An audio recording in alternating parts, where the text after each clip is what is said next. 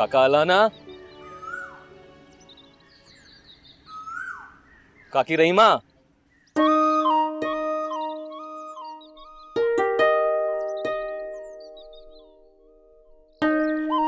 अब्बो ऐं अम्मा त घर में कोन्हनि। भला तू तो वेठी आई न। हा, तुंहिंजे साम्हूं ई त बीठी आहियां। आउं त तोखे ई ॾिसण आयो हुअसि। जेकॾहिं तूं मूंसां मिलण अची आ न त मूंखे सॾु करीं। अबे ऐं अम्मा खे कुॼ लाइ पियो सॾु करीं। चरी सिधो सहूं भला तोखे कीअं सॾु कयां हा? जे सॾु तोखे करियां हा ऐं निकिरे काको अलानो आहे त उनखे कुॼा चवां हा? ठहियो हाणे ठहियो, तूं वे।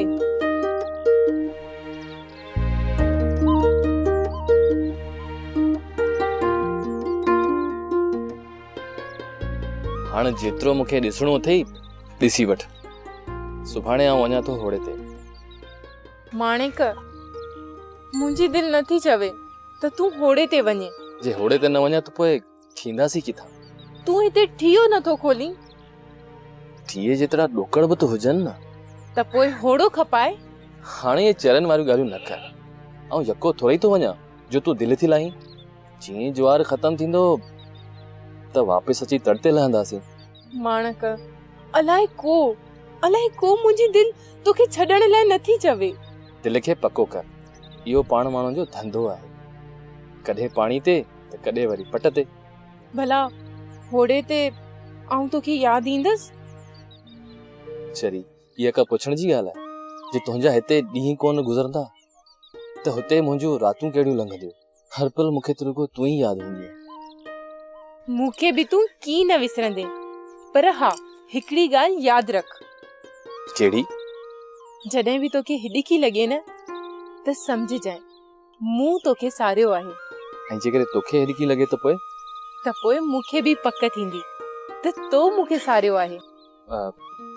राजा हथ हेॾा कर। को? तूं हथ हेॾा त कर। अचे।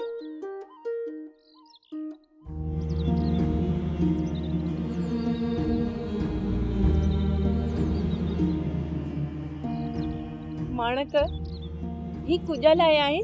ही मुंहिंजी मोहबत जी निशानी आहे। ऐं जित बि हूंदसि तोखे इहा निशानी मुंहिंजी यादि ॾियारींदी। ऐं ही निशानी जेकॾहिं मूंखां गुम थी वञे त पोइ आउं सम्झंदसि त तुंहिंजी मूंसां कच्ची मोहबत आहे। न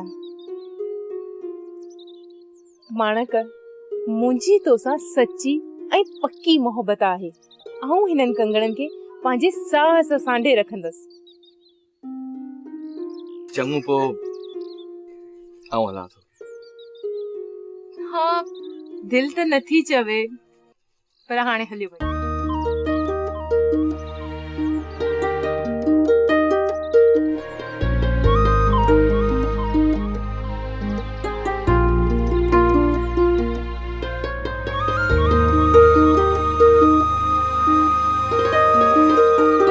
हाणे ड्रामा सीरियल पाणी ऐं प्रीत जा तमाम एपिसोड्स ॾिसो HD क्वालिटी में।